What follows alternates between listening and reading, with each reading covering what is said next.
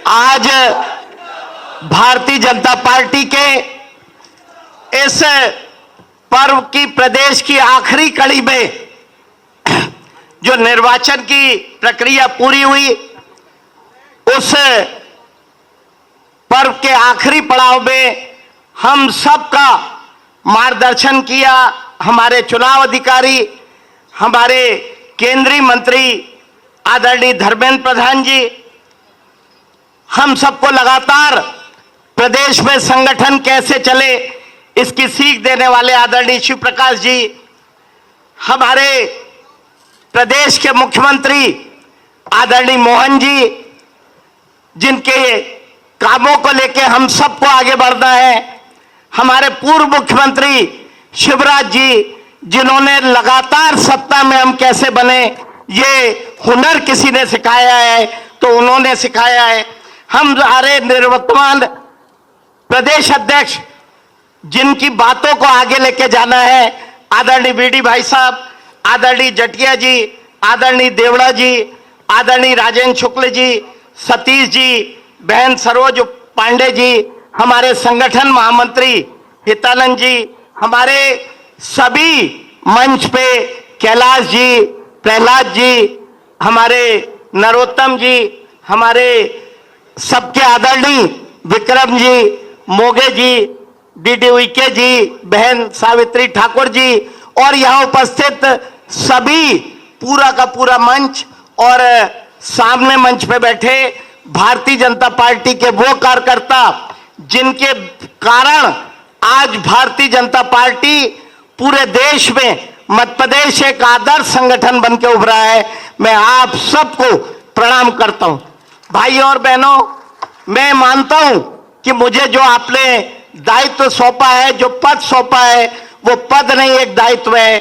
मेरे से पहले जनसंघ के लेके भारतीय जनता पार्टी तक 27 अध्यक्ष हुए हैं जिन्होंने समय समय पे इस पार्टी को मजबूत करने का काम किया है।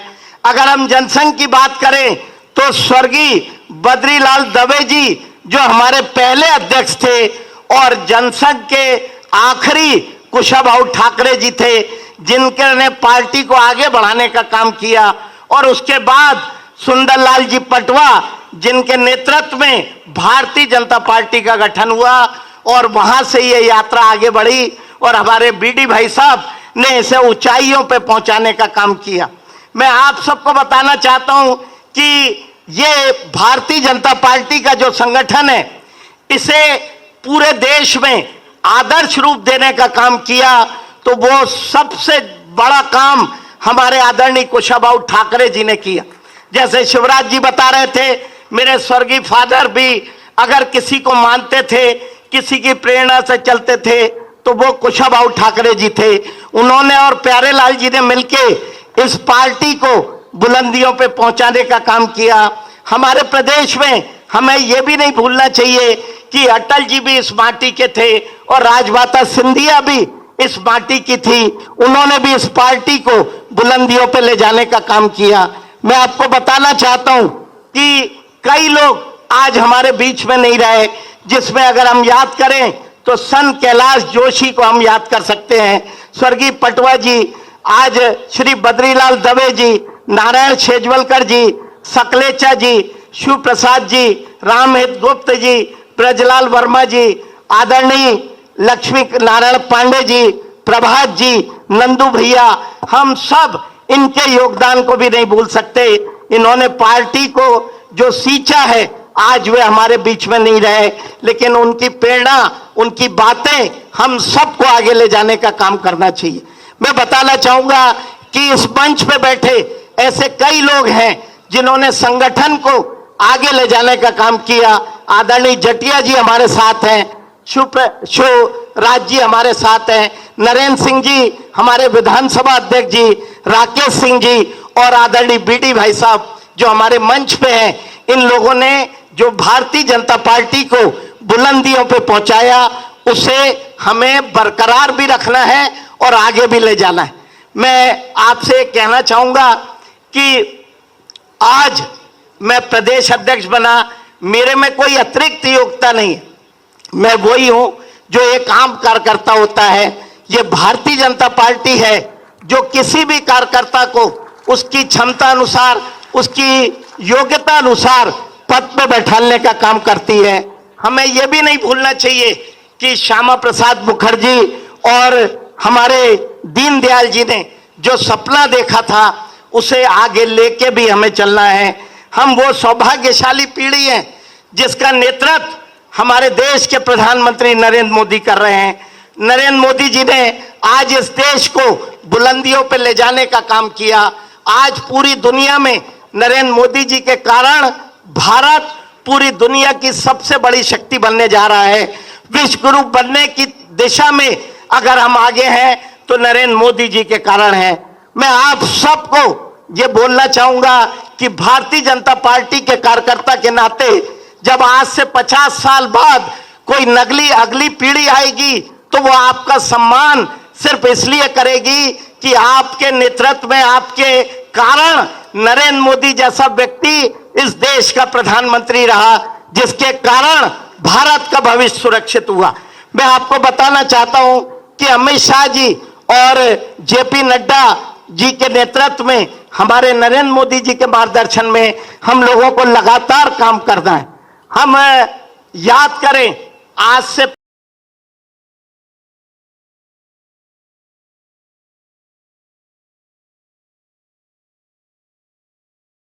1977 में हमारी सरकार बनी थी।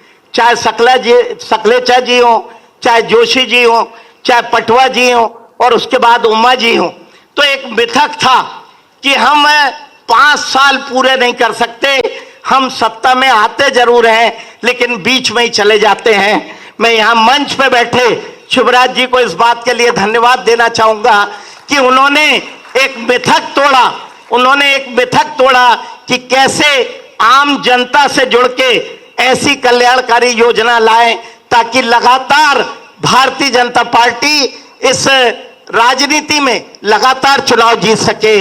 उनके नेतृत्व के बाद आज हमारे मुखिया मोहन जी यादव एक नई पीढ़ी, एक नई परिभाषा लिख रहे हैं उद्योग और रोजगार, और ये प्रदेश और आगे कैसे उन्नति के मार्ग पे जाए, रोजगार के मार्ग पे जाए। हमारा मध्य प्रदेश इस देश के नक्शे में उद्योगों के मामले में, विकास के मामले में नई गति कैसे ले, उसको लेके हमारे मुख्यमंत्री मोहन यादव जी जो काम कर रहे हैं, हमें आम जनता के बीच में जाना है। मैं आप सबका धन्यवाद करना चाहूंगा। उम्मीद करूंगा कि हम सब मिलके एक नया इतिहास गढ़ेंगे। मैं इस मंच के माध्यम से हमारे मुख्यमंत्री जी जो कह रहे थे कि हमारे यहाँ इतने बड़े बड़े चुनाव हो जाते, एक ही व्यक्ति के सभी प्रमुख लोग नामांकन दाखिल करते हैं। मेरा इस मंच के माध्यम से कांग्रेस को चुनौती है कि जैसा चुनाव हमारा प्रदेश का होता है, अपने वार्ड का भी चुनाव करा लो तो हम आपको धन्यवाद दे देंगे, आपका सम्मान कर देंगे। हमारी पार्टी में अनुशासन सबसे बड़ा होता है। हम सब मिल के काम करते हैं, एक दूसरे का सम्मान करते हैं। मैं अंत में अपनी पारिवारिक पृष्ठभूमि कुछ शिवराज जी ने बताई, कुछ आपने बताई। मैं ये बताना चाहता हूं कि मेरा परिवार पिछले 100 साल से कांग्रेस के विरुद्ध अपना झंडा बुलंद करता रहा। 1930 में मेरे ग्रैंडफादर कांग्रेस को हरा के एक गरीब दल बनाया और कांग्रेस को उम्मीदवार बना के 1930 में नगर पालिका के अध्यक्ष बने। मेरे ग्रैंडफादर के छोटे भाई संवित सरकार में जीडी खंडेलवाल मंत्री रहे। मेरे पिता संस्थापक सदस्य, भारतीय जनता पार्टी के प्रथम निर्वाचित अध्यक्ष, जिला अध्यक्ष 1980 में बैतूल से रहे। 4 बार लगातार सांसद रहे और जैसा शिवराज जी बता रहे थे कि उनको लगभग 10 से 11 साल लगातार कोषाध्यक्ष रहे। फिर मुझे लगा कि मुझे कोई और काम देंगे, अभी दे दिया, नहीं तो लगातार मुझसे पूरे प्रदेश सिर्फ एक ही बात करता था, पैसा कहां से आएगा और कहां जाएगा। अभी मैं कोषाध्यक्ष नहीं भी हूं तो भी आदरणीय बीडी भाई साहब, आदरणीय मोहन जी, आदरणीय शिव प्रकाश जी ने मुझे यही काम सौंपा हुआ है। इस तरह की पृष्ठभूमि से मैं हूं। मेरे परिवार में सिर्फ एक ही बात होती है, संस्कार की बात होती है, अनुशासन की बात होती है, और पिछले 40-50 वर्षों से भारतीय जनता पार्टी की बात होती है। भारतीय जनता पार्टी मेरे रग रग में है। मैं कार्यकर्ताओं को कहना चाहूंगा कि आपके सम्मान में थोड़ी भी कमी नहीं होगी। हर कार्यकर्ता जिसमें क्षमता है उसको अपनी क्षमता के अनुसार काम मिलेगा। हर कार्यकर्ता जिसमें लगन है उसका उपयोग भारतीय जनता पार्टी करेगी। हर कार्यकर्ता का सम्मान रहे। आप सब जानते हैं कि समाज में कांग्रेस से हटके समाज हमको बड़े सम्मान की दृष्टि से देखता है। समाज भारतीय जनता पार्टी से एक अच्छे आचरण की उम्मीद करता है। मेरे सहित ये पूरा मंच और आप सबकी जिम्मेदारी है कि हम जनता की भावना के अनुरूप अपना आचरण रखें, अनुशासन में रखें। हर वो व्यक्ति जो पार्टी पे समर्पित है उसका सम्मान होगा, और हर वो व्यक्ति जो पार्टी से दाएं बाएं होता है उससे दिक्कत आएगी। इन्हीं शब्दों के साथ कि आप सब हम मिलके हमारे बीडी भाई साहब ने जो इबादत लिखी है उसे आगे ले जाने का काम करेंगे। आदरणीय मुख्यमंत्री जी से मैं कहना चाहूंगा कि आपके हर विकास कार्य को हमारे कार्यकर्ता नीचे उतारने का काम करेंगे। हम सब मिलके सत्ता और संगठन समन्वय बना के चलेगी।